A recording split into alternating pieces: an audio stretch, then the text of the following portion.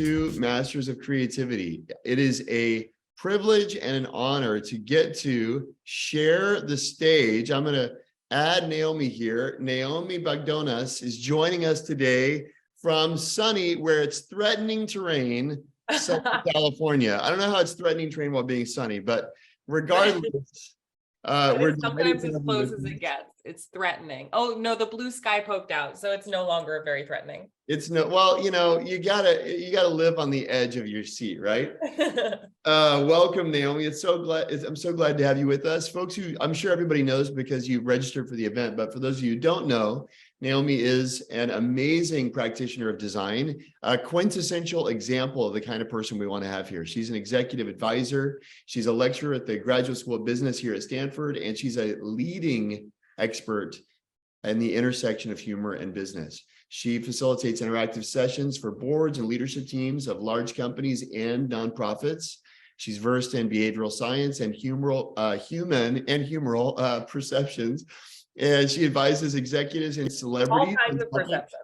What's that? I said all kinds of perceptions. Human, humoral. There's also canine, right? She's got her, Right. She's got a super mutt nearby. I do. Naomi's work on the power of humor has been featured in the New York Times, in the Wall Street Journal, Fast Company, Forbes, Good Morning America.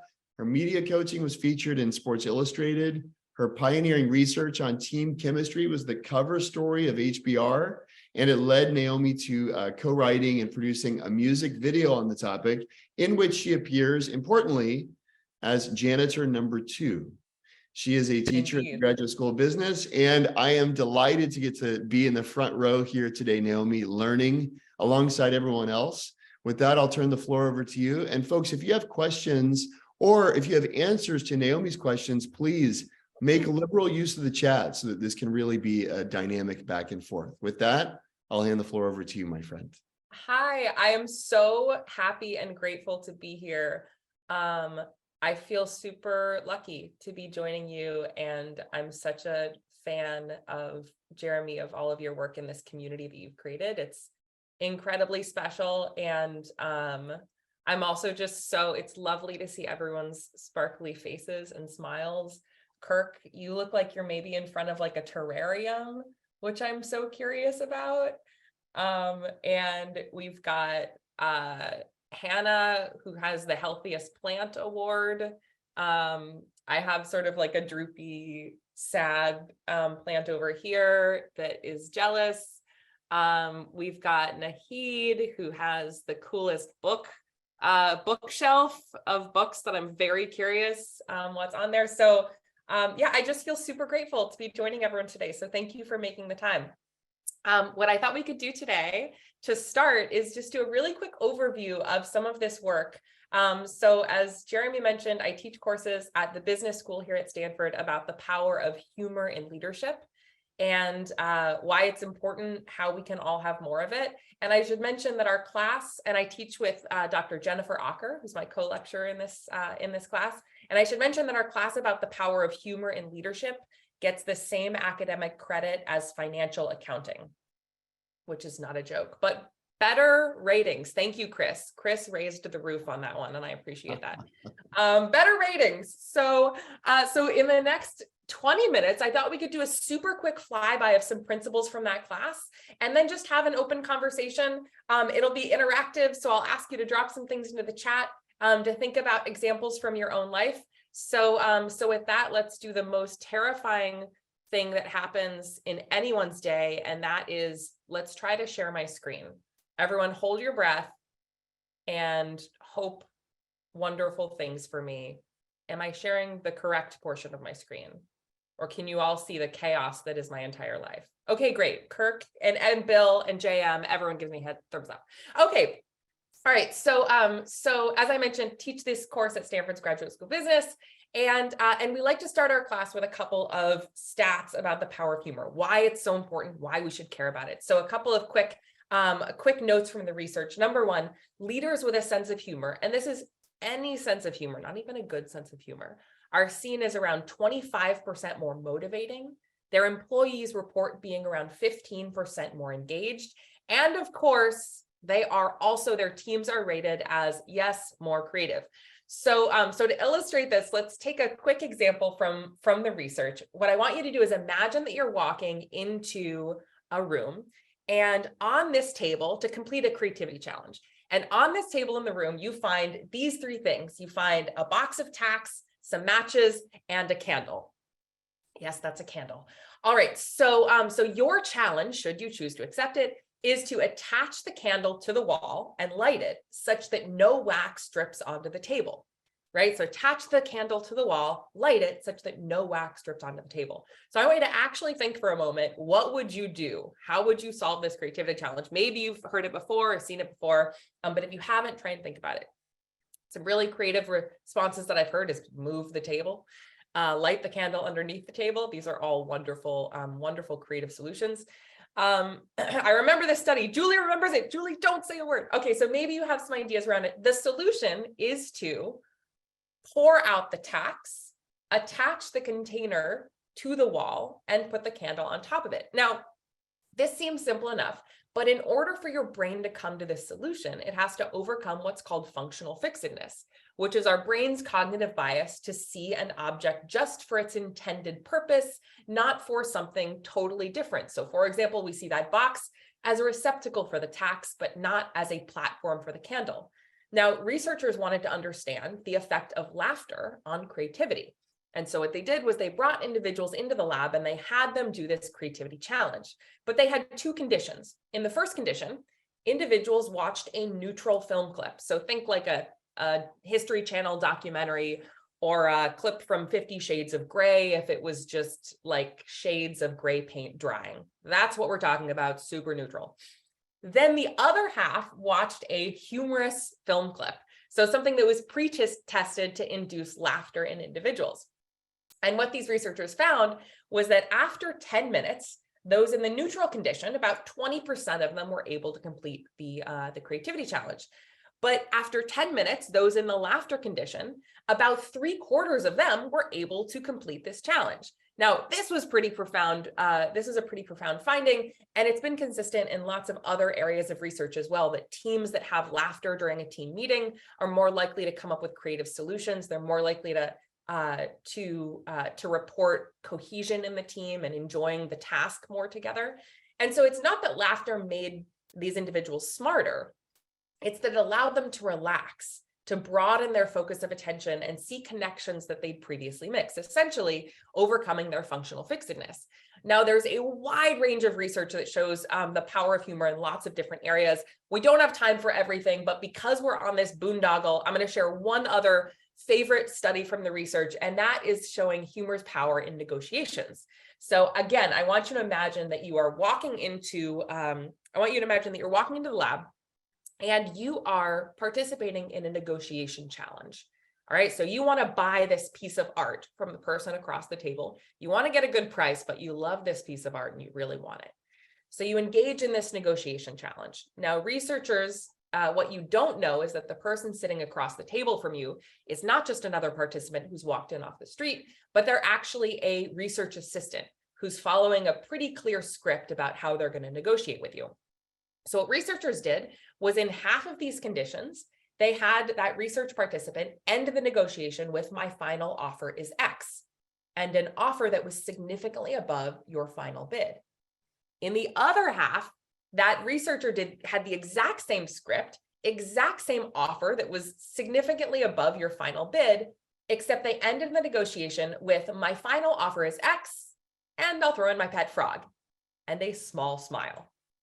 Now, do you think that this would change your behavior? Really, do you think it would? This is an unequivocally lame joke. I mean, really let that sink in, how bad that joke is. What researchers found was that individuals in the pet frog condition, the humor condition, were willing to pay, on average, an 18% higher purchase price. And what I love even more about this, the findings of this study, is that they also reported that they enjoyed the task more. So if you were in the pet frog condition, you paid a higher price, you enjoyed the task more, and you reported having less tension with the person across the table. You said that you even liked them more. So why is this? What is happening in our brains that is making us make these wonky decisions and have wonky perceptions about people just from laughing or even smiling with them. So let's talk about the brain for a moment. It's easy to think that humor and laughter and joy are these nice to haves, that it's psychology, but really this is neurochemistry. What's happening when we laugh is our brains release this cocktail of healthy hormones. I had a colleague who said they would throw in a coffee mug and the client said yes in the negotiation. Annette, I love this. Love this. Okay, so just know that you don't need to have a terrarium like Kirk of pet frogs. You can just offer a coffee mug and maybe that'll help as well.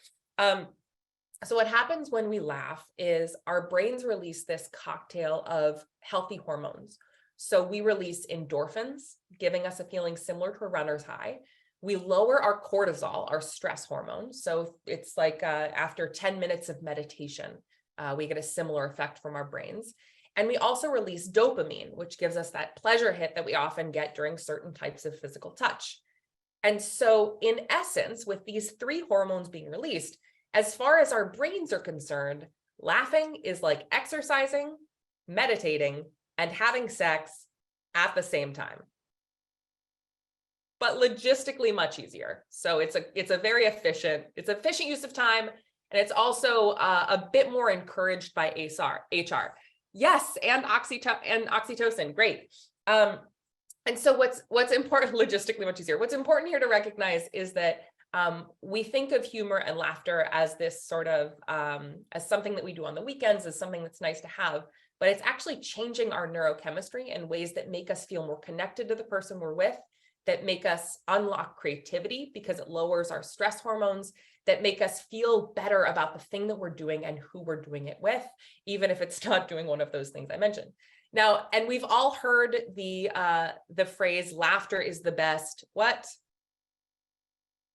That's medicine. Right. No one's able to unmute themselves, Naomi, but it's the echoes from Belgium. Yes, laughter is the best medicine. Well, as it turns out, medicine is the best medicine. And this has become clear, especially in the last couple of years, but laughter helps almost as much as gummy vitamins. Now, this, a little bit more than gummy vitamins, as according to this. All right, so this all sounds well and good. Let's all laugh more. This sounds easy, but there's one really big problem, and that is that we working professionals have fallen off a humor cliff. So in a global study of 1.4 million people across 166 countries, people were asked a really simple question. Did you smile or laugh a lot yesterday? Now, as kids, the answer is yes. At 16, 18, 20, the answer pretty consistently is yes. And then right when we enter the workforce, the answer starts to become no. And we don't start laughing again really until we retire. Now, the good news from this graph is that things look up again around age 80. So great. The bad news is our average life expectancy is 78. So we can just get it further up. That would be great. Gallup intentional. Okay, yeah, I love that. All right, so the question becomes, how do we start climbing back up this humor cliff together? So I'm going to share 4 simple principles that we share in our class, along with a couple stories and maybe even exercises if we're feeling bold enough to do them. The first is to just be human. Now, this sounds really easy, and it should be easy because we are all human. Except for one of us. One of us is an AI on this call. And at the end, it will be revealed who that AI is. I'm joking. It's we're all human. So it should be real. Let's do some sleuthing. This should be really easy. But it's so easy, especially when stakes are high or when we're taking the mission of our work so seriously. It's easy to believe that the presence of humor and laughter betrays that mission, that gravity and levity are at odds. But our research here tells a different story, that if we're able to bring a bit more humanity and levity into work, that's often all it takes to make a big difference. So one of our favorite guests at Stanford who visited our class was Secretary of State Madeleine Albright.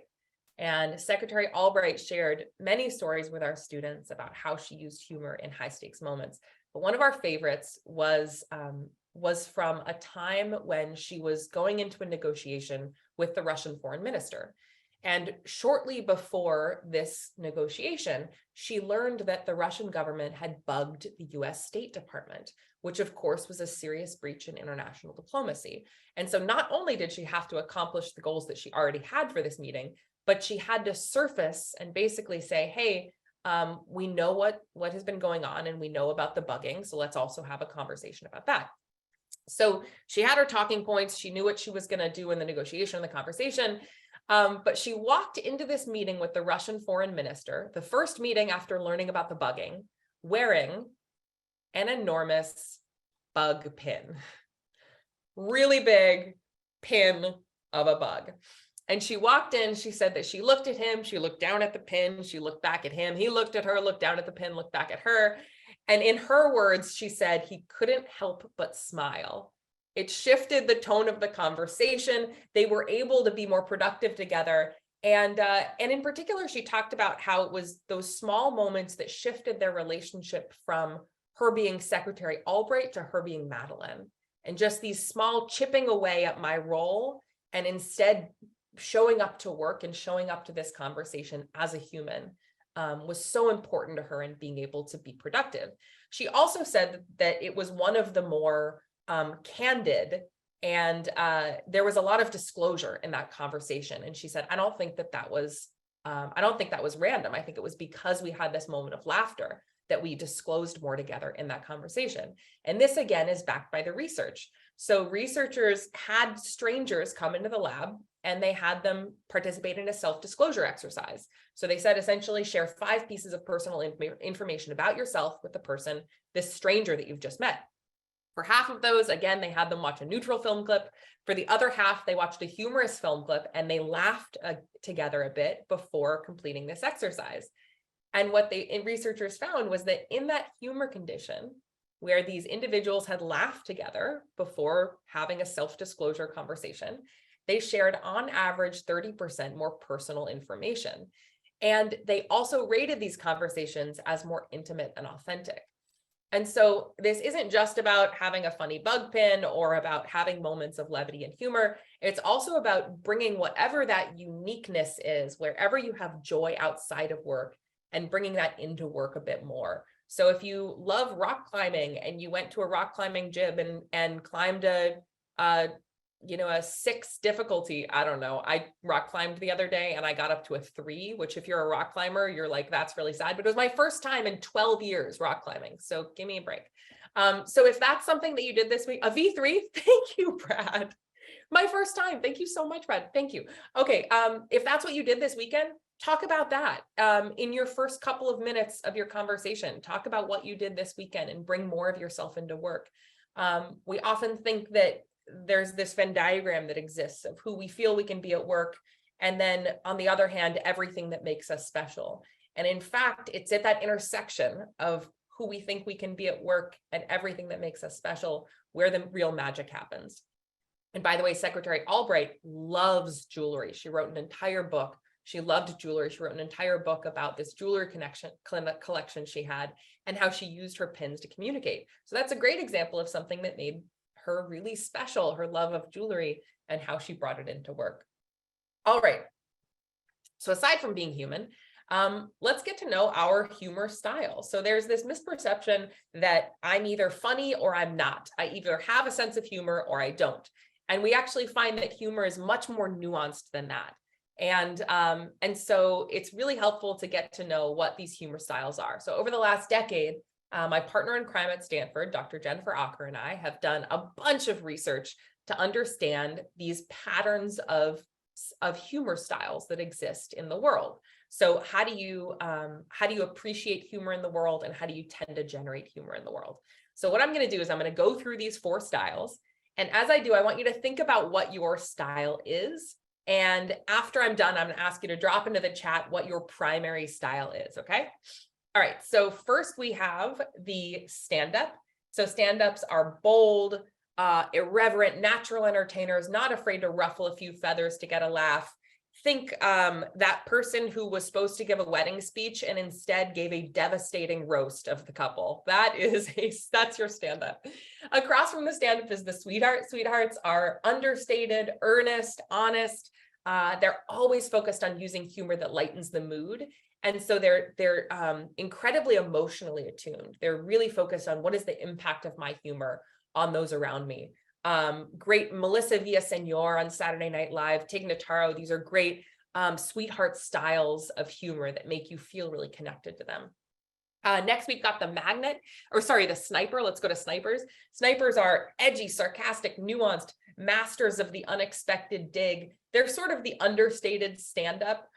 So a great example of a sniper is Dick Costolo, former CEO of Twitter, so when he left Google to become COO of Twitter, he iconically tweeted the night before, first full day at Twitter tomorrow, task number 1, undermine the CEO and consolidate power, right? He tweeted this the night before joining Twitter as COO.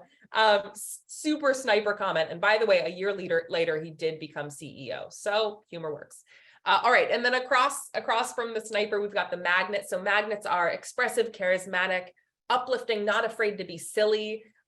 So think Sarah Blakely, founder of Spanx. Think Richard Branson tends to be more of a magnet style humor. And who else? Bowen Yang, great magnet style, really, really effusive and outgoing. All right, so these are the 4 styles of humor. What I'd love for you to do is think about what is your primary style and drop into the chat that primary style. And if you have a secondary, that's okay too. You can drop that in as well. Okay. All right, great. All right, we've got good distribution here. Sweethearts, magnets, stand-ups. I love how Michelle was the first sniper and wrote it in all caps. Like that, Michelle, for sure you're a sniper. I love that. Yep, great. All right, so we've got a pretty good mix. Sweetheart with a splash of sniper. Yeah, so again, we find distribution of these primary styles all across the board. Indra Nooyi tends more towards a sweetheart style. Satya Nadella. These are folks who use humor that is connecting, can sometimes even be self-deprecating. So you can see sort of where folks fall across the spectrum there. Now, what's important to know is that these styles have incredible upsides. Is there hope for the terminally serious person here? Okay, Julie, you have a humor style. Everyone has a humor style. And part of this is in recognizing that there's not just one way to show up with your humor style at work, that whatever is unique and whatever is unique to you. Oh, Julie, do you want to ask your question or do you want to elaborate on it at all? No, I just think sure. Am I unmuted? Yes. Okay. Yeah, I just think I'm kind of that, head down, super focused person who's annoyed at the people who are chatting it up in the conference room, thinking we have so many minutes here, let's make it a productive meeting. And I think I actually married a really funny guy because I think I wanted that side of, I wanted to have that in my life. So maybe you can just talk to some of us that maybe that's included in your talk today, how you help those people that need to adopt more of this humor, because I think this is super powerful. Thank you. I love that. So Julie, first, thank you for sharing that. And my co-author on this book and my co-lecturer at Stanford, so she and I are sort of opposites on the spectrum. I've always loved humor. I've always been in improv classes. This is part of my ethos. And she is completely the opposite. She's like, I never thought humor was important. I was efficient. I was getting my PhD. I was doing research. How in the world is being funny going to help me get published where I want to get published? And she shares she was voted the least funny member of her family after the dog. She literally ran, because she's such a scientist, she ran studies with her family. And for her, the big unlock was in understanding that humor is not a nice to have. It is a strategic tool. It is part of the fabric of human connection. Laughter is a fundamental melody of human conversation, and it allows us to connect and feel more intimate and more trusting of each other without in ways that we could build over weeks or months through other means. And so for her, it was realizing this is a really powerful strategic tool for me, and especially a strategic tool when things are hard. So I think that's part of it. And then the other thing I'd say, Julie, is you don't have to be the one creating humor yourself. So many of the leaders that we work with who are more in the sweetheart style or the sniper style of humor, who don't love to be in the spotlight, have gotten really good at spotlighting others in their organizations that they know will create humor well. So one example of this was Hiroki Asai, who was the head of creative at Apple for many years alongside Steve Jobs. And I'll just take this off for a minute. So Hiroki, his belief was that fear is the greatest killer of creativity, and that humor is the greatest tool that he found as a leader to insulate his culture from fear. And so what he used to do was at every all hands, and he didn't love being funny himself or being in the spotlight. He married someone who's very funny, just like you, and he loved having humor, but it wasn't really core necessarily to his style. And so what he would do is every all hands, he would find someone in the organization that either had a great sense of humor or just had something that they were uniquely good at, and he would spotlight them. So I remember him telling us about one time he learned that a junior employee would sing in a gospel choir on the weekends. And this was a woman who was like pretty introverted. I mean, now this is not funny, right? Singing a gospel choir on the weekends, it's just really impressive. And so Hiroki had his team create this gospel choir flash mob at the all hands meeting. So literally it was like, he asked his junior designer to come up and share a few things with the organization. Now this organization, this creative group, was over 1,000 people. And so everyone's looking around thinking like, why is he asking this junior designer to come up on stage and share her, what she's working on from a design perspective? And so this junior designer, who's pretty quiet, she gets up on stage and she says, well, what I really wanted to share was, and then the lights go on, the curtains come back, and there's a gospel choir behind her. And then from the audience comes a bunch of people who are hidden in the audience, and they all start singing this gospel song together that they had written words for about the creative organization at Apple. And so it was this beautiful, hilarious moment of joy and of levity, but it wasn't Hiroki saying, how do I be funny? How do I take the spotlight? It was him looking for the magic and the specialness in other people in his organization and letting that come forward. Cool. Great question. Yeah, in a global context, great question. How much of this is pretty American? Yeah, so Roy, this is an awesome question, and we've done a bunch of research across different countries. Actually, I don't have the slide in here. I used to have it with distributions across different cultures. So we find that all 4 of these styles exist and present across different cultures, but we find slightly different distributions of the styles. So for example, I know that Argentinian humor, our folks who respond from Argentina tend to have a bit higher of a distribution of stand-up style and magnet style. Our American participants tend to have more magnet style humor. Our Japanese respondents tend to have a bit more sweetheart and also sniper style. And so we find different distributions, but still the presence of all 4 of these styles. Okay, I'm going to try and get back to my slides here. We've got this. Okay, so and thank you so much for these questions. UK, yep. So UK, great, Roy, tends to be more sniper style. So yeah, that understated, snarky style of humor. We do tend to find more snipers from our UK respondents. Okay. All right. So what I wanted to mention here is each of these styles has strengths, and they also potentially have risks. And so when we think about using humor at work, when we ask people what's holding you back, one of the top things they say is, well, it feels really risky to use humor. So how do we de-risk our humor at work? And this humor style that you just identified for yourself is also a window into your greatest risk factors when you're thinking about using humor. So you can read what's on the slide here about your unique style, but I'll give sort of a macro observation. And that is that individuals on the right side here, those stand-ups and snipers, they are really good at using humor to illuminate truth. They'll say things that other people would maybe couch carefully, but they're able to get more across by using humor. But they also, and this style also views teasing as a form of intimacy. So they'll often say, if I tease you, it means I really like you. Now, this is good if you have someone of your same style or if the existing relationship is there. But if you're in a senior leadership position, or if you're not quite sure of the relationship, then that style of humor can potentially hurt feelings or be alienating.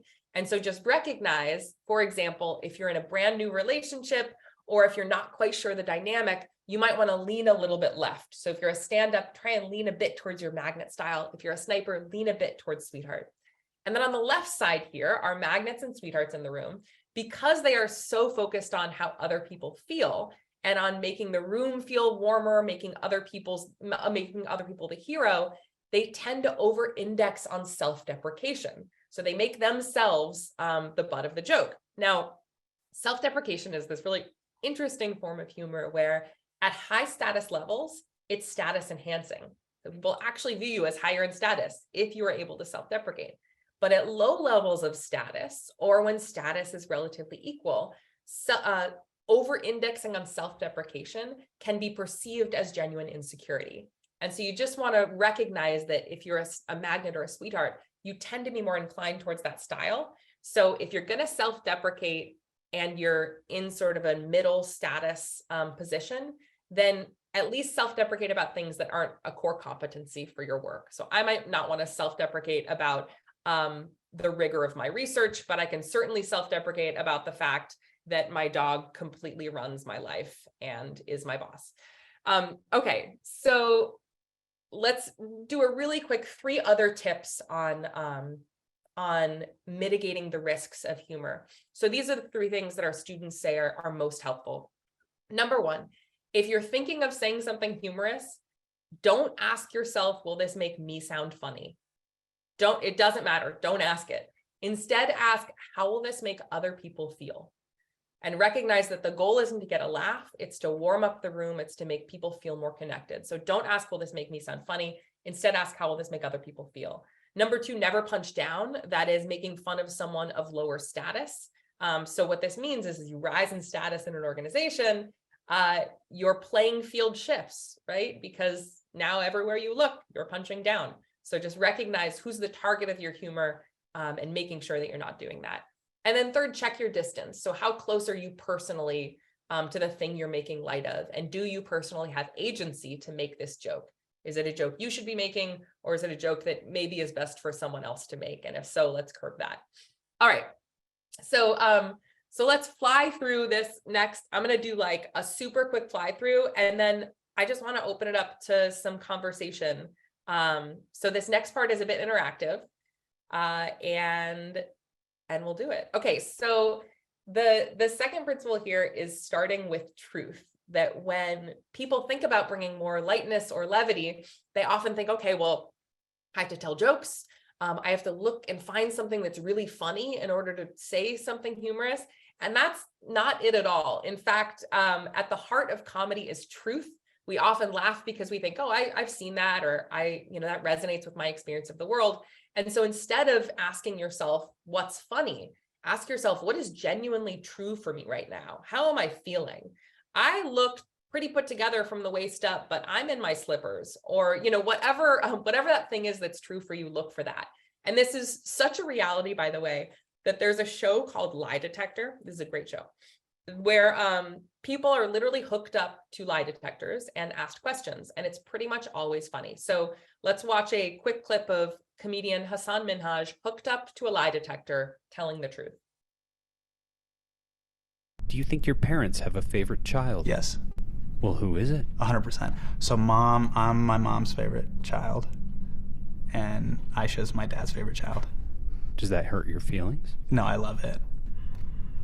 So you like your mom more than your dad? 100%, yes. Way more. He's telling the truth. A lot more. Okay, great. All right. So not all truths are necessarily appropriate at work, but I want you to think for a moment right now, what are some really simple truths or observations that you have from your own life? So here are a couple other examples. Have you ever noticed how, this is from Sarah Cooper, have you ever noticed how your Friday self and your Monday self are at odds?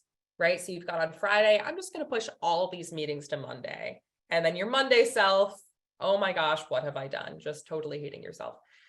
If you've worked with folks both in Europe and in the US, you might notice that the orientation towards time sensitivity and paid and PTO is very different. So Europeans out of offices, I will not be working until 18 September. All emails will be automatically deleted. Americans, I am in the hospital. Email responses may be delayed by up to 30 minutes. Sorry for the inconvenience. If urgent, please reach me in the ER, right? Okay, so slightly different orientation. So think for a moment now, what is one observation that you've recently made about yourself or others, or just what's true for you right now, right? I shared, I look totally put together from the waist up, and yet I'm not even wearing slippers. I'm fully barefoot over here. So what is something that's true or unexpected or interesting from your life? It could be about who you are at work versus who you are at home. It could be about how you are versus how your partner is, or the fact that your dog is your boss. Anything that's true from your life. Take 30 seconds and then drop it into the chat.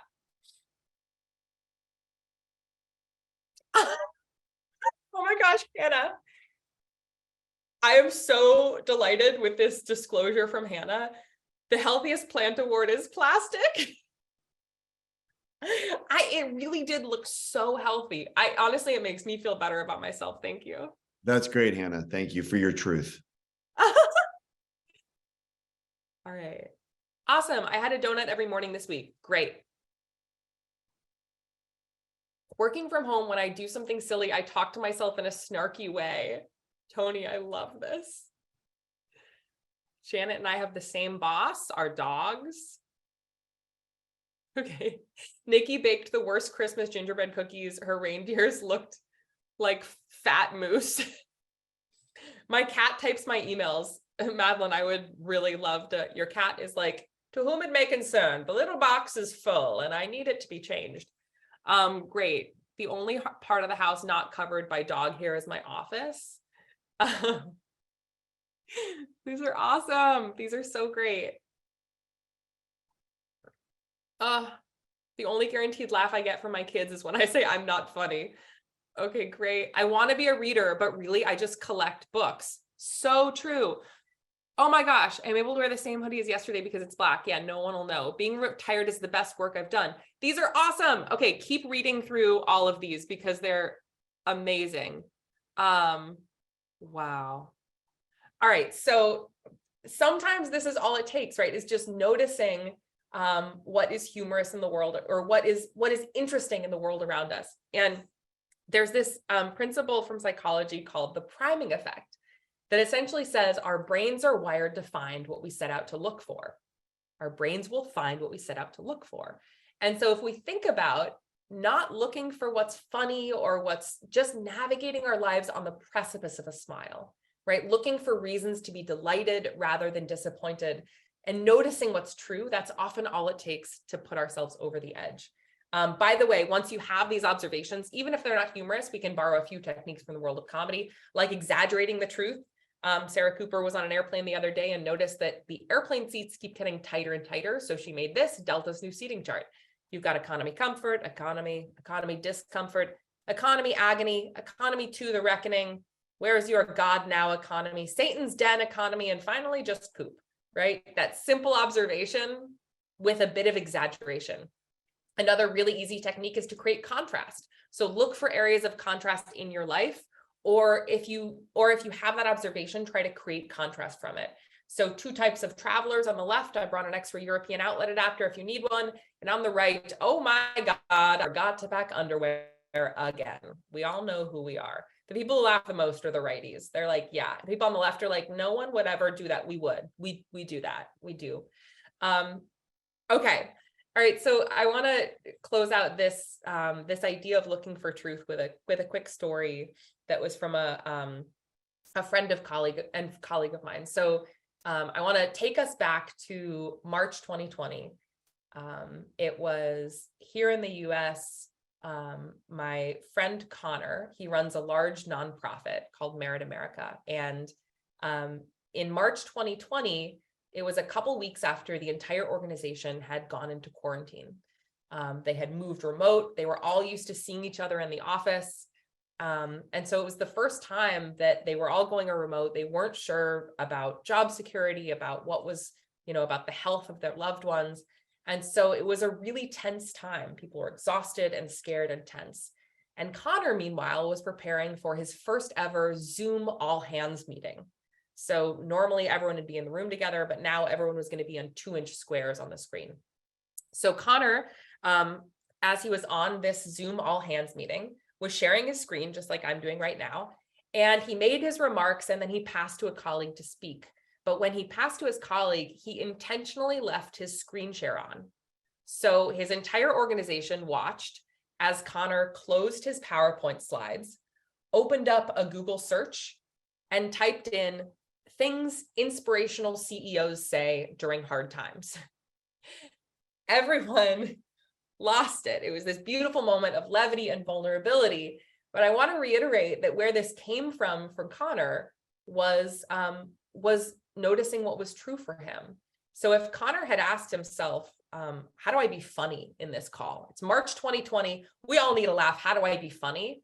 That would not have ended well, right? It wasn't a time to try and be funny. But what he did was he noticed what was true, which was, I really don't know how to be inspirational in this moment. I don't know how to communicate to my team how much I love and care for them.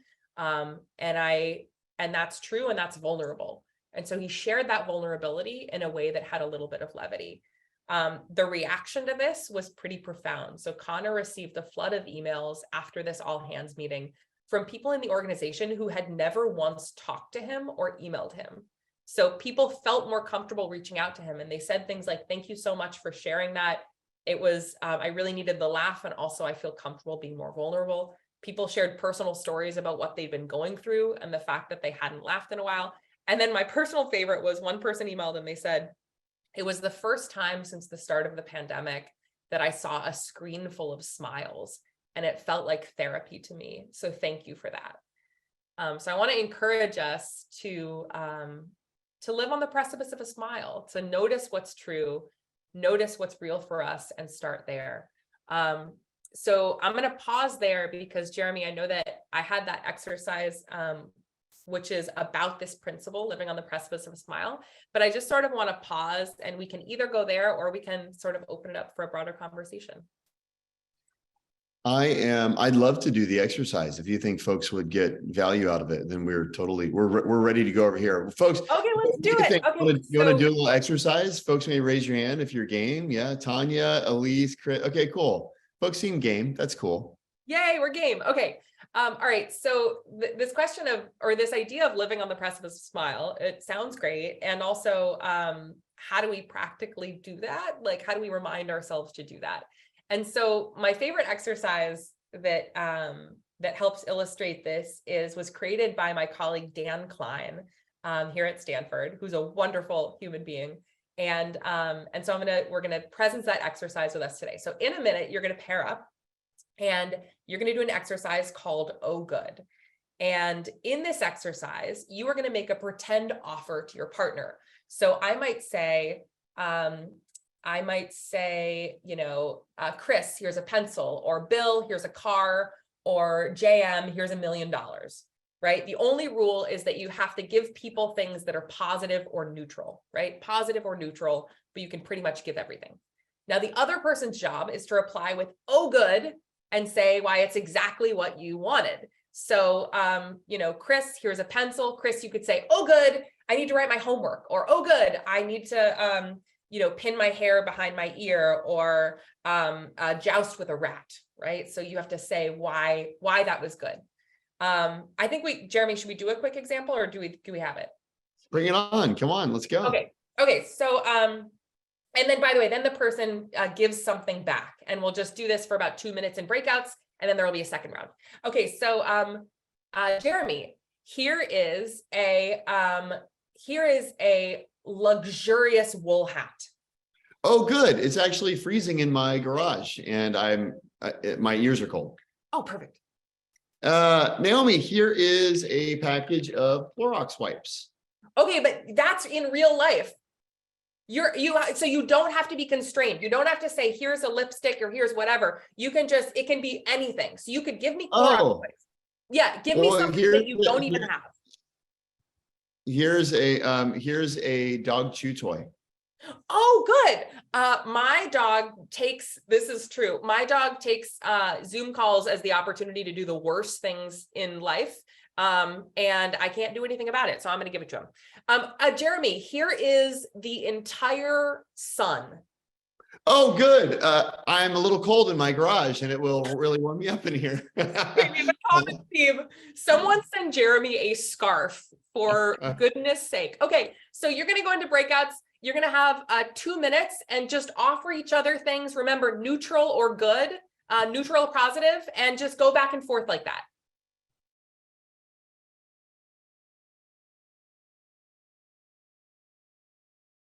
Is everyone back? Everyone's back. Okay, perfect. All right, great work, everyone. Take a moment, think about how that felt, think about how you're feeling about the person that you were with. And we're going to do round 2 of this. So in round 2, you're going to go back out. You're going to have 2 more minutes, and exact same as that first round, but this time you're going to give something neutral or negative. So ideally try and give things that are negative. So for example, here's a rusty nail. Here's a slap in the face. Jeremy, here's a mud puddle that you just stepped in. Oh, good. I was hoping to get the lint out of in between my toes. Perfect. Naomi, I wanted to give you a small doggy bag that I used to pick up the yard this morning. Oh, good. I need to compost, and honestly, it's getting expensive, and I want my plants to look better because I have real plants and they're way too much work. So perfect. Oh, good. Okay, so that's what we're going to do this round, right? So you're going to give each other things that are obviously negative, and your job once again is to say, oh, good, and say why it's exactly what you needed. All right, so let's head back out there, and we'll see you in a couple minutes.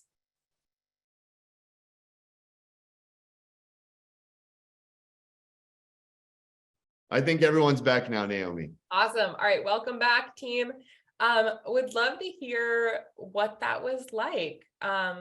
So if anyone wants to come off of mute to share or drop into the chat, either way, what was surprising or interesting? How did that feel to go through that exercise? Okay, let's see here. Both uncomfortable and fun. It was harder to share something bad. Interesting. It was harder to think of negative things. That's great. More creativity. Felt connected and had good vibes together. Much harder to find use for the items. Yeah, okay, great. Fun to find the good. It was delightful to get positive responses to crappy things. Yeah. Did anyone else find that it was hard to think of negative things? Or sorry, hard to think of reasons for the negative things? Nice. Okay. Did anyone find the opposite, that it was actually easier to find reasons for the negative things?